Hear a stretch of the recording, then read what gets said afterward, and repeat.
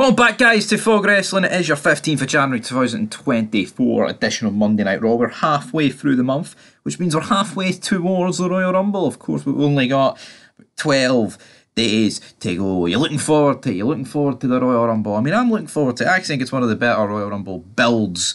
Well, I say builds, I say actually like in terms of the card, because if you look at it, right, we'd have the likes of CM Punk in there, Cody Rhodes, Drew McIntyre, Brock Lesnar probably in there. I mean, on SmackDown, they've kind of just stuck all their main eventers into the one match. But I think, literally actually don't know who's going to win it. They might go with Rhodes, they might go with Punk. I feel like it's the first time in a few years where you actually don't know who might win it. Which, yeah, it adds to the excitement. It adds when it gets down to those final crunch numbers, what they're going to do. But I think realistically, it's between Cody Rhodes and CM Punk. And hell, there's the off chance The Rock might enter it and, challenge Reigns, because the seeds have well and truly been planted for that bad boy, haven't they? But we'll have to wait and see in terms of that. But this is your SmackDown aftermath on the Red Show kind of deal, isn't it? Because SmackDown wasn't exactly good that last week. Raw's never good. But was this week any different? I tell you what, it might have been. We always blast Raw, and 3 hours is painful. It absolutely is. Even if you watch it the next day and you're just watching clips. It is. But this was headlined by a big main event. Seth Rollins, Jinder Mahal, WWE World Heavyweight Championship on the line.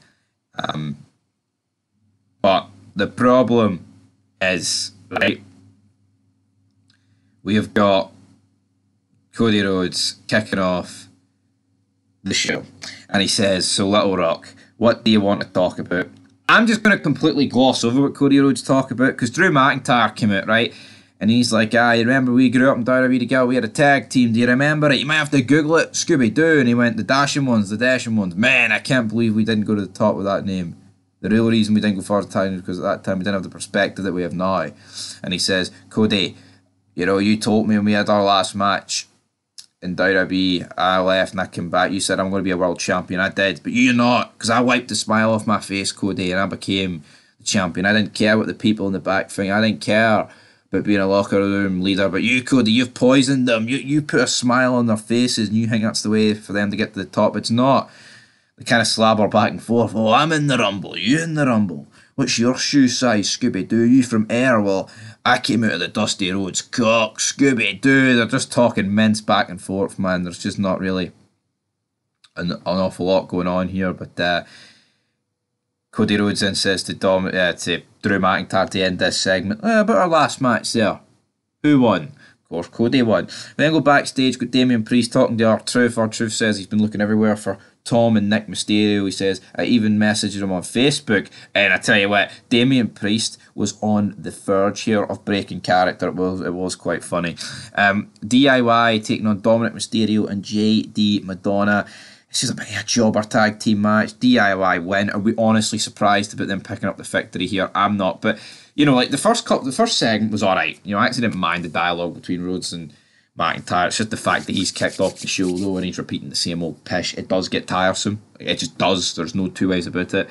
And then, the R-Truth Damian Priest thing was good. But then you go into a tag team match with DIY, two jobbers. And I really like Dominic Mysterio, but he's not the sort of guy to carry a throwaway tag team match to make me go, well, that was actually good. I mean, even if you put The Rock, right, or Austin or Hulk Hogan tag team and JD Madonna against DIY, I mean, how good can it realistically get? There's a ceiling, and they've definitely hit it. Backstage, we see Candice LeRae and Indy Hartwell talking to Aaron Pierce. Oh, there's poor officiating, we won a title, Anyway, it's official. They're taking on Chelsea Green and Piper Niven up next. Candice LeRae and Indy Hartwell win, but the titles are not on the line, buddy, so whoop-de-doo, who cares? We don't have a Nia Jax fin yet. Not much really happening here, apart, of course, recently, Diana Perosa, who got fat shamed online. I mean, for me, she's not even fat, right? She's pretty hot, but at the end of the day, it's Twitter, it's the fucking social media, fucking accept getting called bad names. People talk fucking pish for a living, man, behind faceless accounts. Just grow up and fucking deal with it instead of crying about it, right? But what was my point there? Someone said someone forgot to get Diana Perosa at Nia Jax level. She's nowhere near a Nia Jax. Alright? That talk can get fucking reeled in pronto. Alright? Nowhere near a Nia Jax. Absolutely Nowhere near. And there's tensions rising in the Judgment Day's clubhouse. Are they going to get fat strippers in? No, they're not. They're not. We then have Imperium and Xavier Woods having a segment backstage. Not really an awful lot happening here. Kofi kind of got put out injured last week, and then Ludwig Kaiser and Xavier Woods, they eventually come to blows. Oh, you took it 10 steps too far. You drop kick Kofi Kingston's head into those steel stairs, man. Kofi ain't here for you, but guess what? He's not here tonight, but I am. Me and you, Ludwig, let's fight. This match didn't really do anything for me. Not that these matches do anything for anyone, but you know, they're brawling, there's moves into the announce table. It feels like they spent the entire match on the outside, on the announce table. Chairs are getting thrown, then eventually Xavier Woods gets disqualified. He's bleeding from the mouth. Ludwig Kaiser and him brawl. He then runs into the front row. He almost trips up on someone in a wheelchair. He runs backstage, and then he starts attacking Xavier Woods in the backstage area. We care so much about this, but Ludwig Kaiser did win, which not many people would have seen happening before the show. Bronson Reed says he's going to win the championship soon in a wee vignette thing. Whoop-de-doo, Bronson. We then have Ivar taking on Akira Tozawa, and it's just Akira Tozawa defeating Ivar. He did this sunset flip, right? And I kid you not, I thought it was going to be like a broken leg because, you know, you remember when Seth Rollins did it to Kane and he injured his leg, right? Obviously, Kane's a big guy, but Seth Rollins is a lot bigger than Akira Tozawa. Seeing Akira Tozawa would do this honestly looked like it was going to be bang, bang, good night. It looked like his legs were going to snap like twigs, but they didn't. They didn't. They absolutely didn't. I'm surprised. He managed to live. It's brilliant. It's absolutely brilliant. And he won. Fabi, Dabby, Dozy.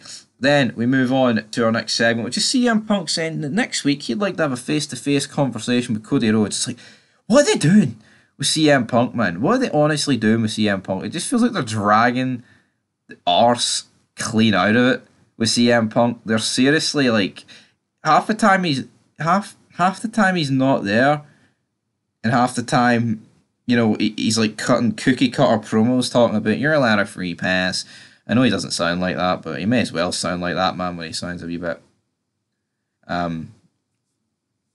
pished, to be honest. But anyway, it's just a disgrace. It's just a disgrace. It's disgrace. It's disgrace. It's a disaster. It's a catastrophe. Scooby-Doo.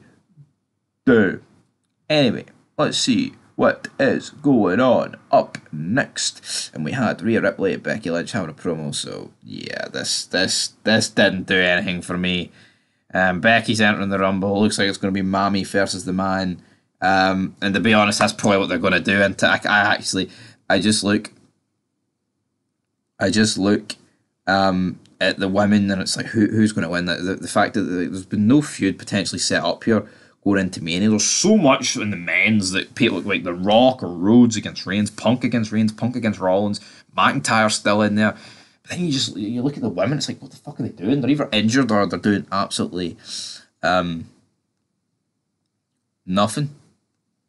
Absolutely nothing. It's absolutely nothing to do.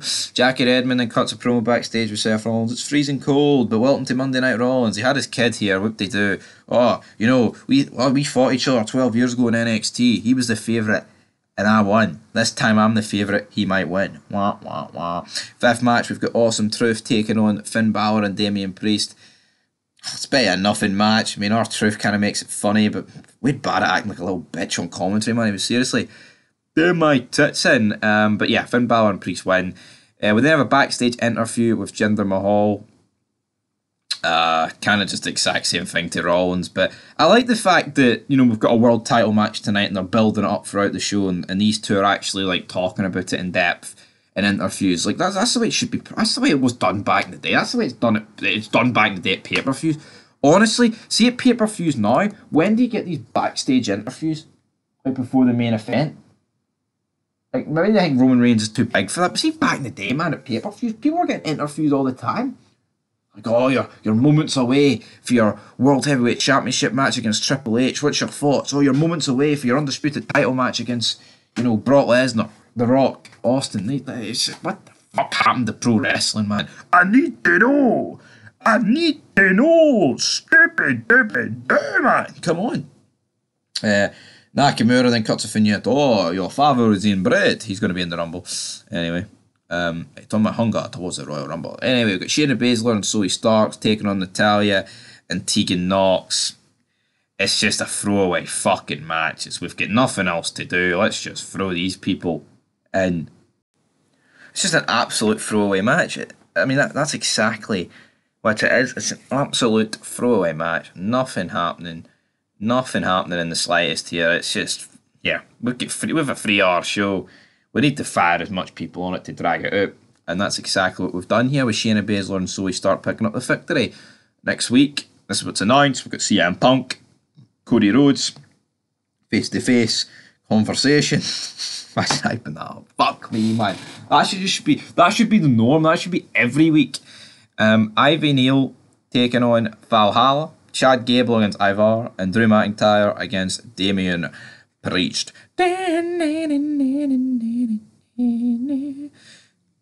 You look fly today.